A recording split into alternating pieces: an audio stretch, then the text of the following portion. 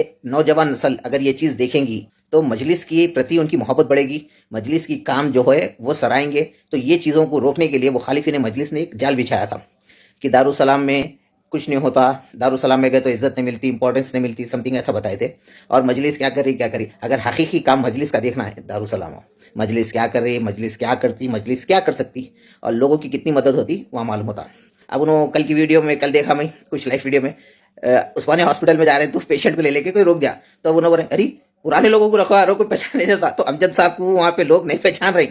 अमजद साहब खुद बोल रहे हैं, मैं नहीं बोल रहा हूँ, अमजद साहब बोल रहे हैं कि पुराने लोगों को रखो, लोगों को पहचाने जैसा। तो अमजदुल्लाह खान साहब, आपकी पहचान सिर्फ आप बता रहे, मैंने बोल रहा हूँ, याकूबपुरी की हद तक है, चंचलपुरी की हद तक है, हैदराबाद में आपका कोई जानने पहचानने वाला नहीं है। ये आपकी जबानी, मैंने बोल रहा हूँ, होंगे भाई आपके, मगर वो उस्मानिया हॉस्पिटल में नहीं पहचाने।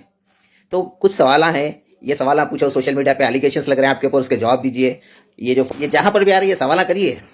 जब आप ये सवाल करेंगे तो मालूम होगा लीडर आपका हकीकी है या डुप्लीकेट है। साहब अगर जवाब देंगे तो समझो अमजद साहब जेन्यून है, अगर ये सवालों से भाग रहे हैं तो अमजद साहब फेक है, झूठी शान बताने, फेक पॉपुलैरिटी के लिए ये आ रहे। अगर ये चीज़ों के जवाब नहीं दे सके तो जय जैन दोस्तों, मैं बिंग हिंदुस्तानी एडमिन शकील मोहम्मद। एक बहुत बड़ी कॉन्स्पिरेसी खेली गई थी मुखालिफिन मजलिस की तरफ से कि दारुसलाम को बदनाम किया जाए, मजलिस को बदनाम किया जाए, और वो कुछ हद तक सफल हुए। किस वजह से, मैं ये बताना चाह रहा हूँ। दारुसलाम के तो काम नहीं बनते बोलते ये लोग, दारुसलाम में ये नहीं होता, वो नहीं होता, मजलिस क्या करी। तो ये चीज़ों के सब सारे के सारे एलिगेशंस का सवाल का जवाब ये है, ये लोग एक नौजवान कौम को दारुसलाम जाने से रोके। तो वो कौम को मालूम नहीं होता कि दारुसलाम में आखिर होता क्या है, काम कौन सा बनता है, कौन से लोग आके, ना कि हैदराबाद के बल्कि डिस्ट्रिक्ट के लोग भी आके अपना काम करा के जाते हैं। तो ये एक मनसूबाबंद तरीके से साजिश की गई थी मुखालिफिन मजलिस की तरफ से कि दारुसलाम में आने वाली जनरेशन को रोका जाए। सोशल मीडिया के माध्यम से सवाल करे और ये बताए कि ऐसा होता, फला होता, एलिगेशंस लगाए, मगर हकीकत में काम दारुसलाम में होता।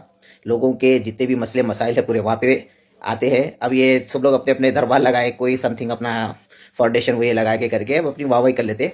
मगर अगर आपको हकीकी काम मजलिस का देखना है तो दारुसलाम आना, वहाँ पे रोज़ सवों की तादाद में लोग आते हैं अपने प्रॉब्लम्स ले लेके असदुद्दीन अवैसी साहब के पास। वो छोटे मोटे भी नहीं, बड़े बड़े आईएएस ऑफिसर के रहो, आईपीएस ऑफिसर के रहो, चाहे कौन से भी डिपार्टमेंट के रहो, चाहे गवर्नमेंट सेक्टर के हो, तो ये प्रॉब्लम्स आते हैं असदुद्दीन अवैसी साहब के पास दारुसलाम में, जो वहाँ पर हल होते हैं। वहाँ से असदुद्दीन अवैसी साहब के फ़ोन के माध्यम से, लेटर के माध्यम से, या किसी भी टाइप से। तो ये नौजवान नस्ल अगर ये चीज़ देखेंगी तो मजलिस के प्रति उनकी मोहब्बत बढ़ेगी, मजलिस की काम जो है वो सराहेंगे। तो ये चीज़ों को रोकने के लिए मुखालिफिन मजलिस ने एक जाल बिछाया था कि दारुसलाम में कुछ नहीं होता, दारुसलाम में गए तो इज्जत नहीं मिलती, इंपॉर्टेंस नहीं मिलती, समथिंग ऐसा बताए थे। और मजलिस क्या करी, अगर हकीकी काम मजलिस का देखना है, दारुसलाम हो, मजलिस क्या कर रही, मजलिस क्या करती, मजलिस क्या कर सकती और लोगों की कितनी मदद होती वहाँ मालूम होता। एक और एक पोस्ट देखा मैं अमजदुल्लाह खान साहब का, उस पर अमजदुल्लाह खान साहब बोल रहे हैं बहादुरपुर पे आ रही कल जुमे की नमाज पढ़ने बिलाल मस्जिद में।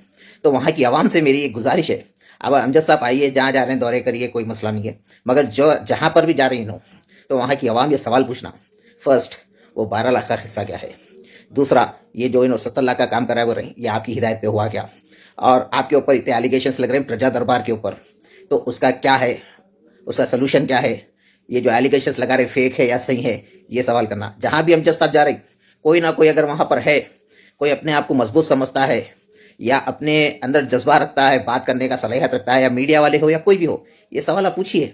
उनके ऊपर एलिगेशंस लग रही, उनके ऊपर कई सवाल उठते, उसके जवाब पूछिए, उन्होंने आ रहे ना। तो कुछ सवाल हैं, ये सवाल आप पूछो, सोशल मीडिया पे एलिगेशंस लग रहे हैं आपके ऊपर, उसके जवाब दीजिए। ये जो 45,000 आप वोट्स गेन करे उसके पीछे का राज क्या है ये पूछिए। और जो एलिगेशंस लगाए मजलिस के जो लीडर्स है, मजलिस के जो लोग काउंटर्स दे रहे हैं, वो लोग चाहे इम्तियाज़ रहो कोई और रहो, वो लोग आपके ऊपर सवाल उठा रहे हैं, उसके जवाब दीजिए। ये जहाँ पर भी आ रही है सवाल करिए।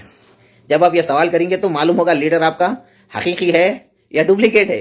पहले ये सवाल करिए, इसके बाद अमजद साहब अगर जवाब देंगे तो समझो अमजद साहब जेन्यून है। अगर ये सवालों से भाग रहे तो अमजद साहब फेक है, और अपनी फेक पब्लिसिटी बॉडीगार्ड्स हुए जो भी ले लेके फिरते, खाली मोतबरी बताने, अपनी झूठी शान बताने, फेक पॉपुलैरिटी के लिए ये आ रहे। अगर ये चीज़ों के जवाब नहीं दे सके तो जय हिंद, जय तेलंगाना।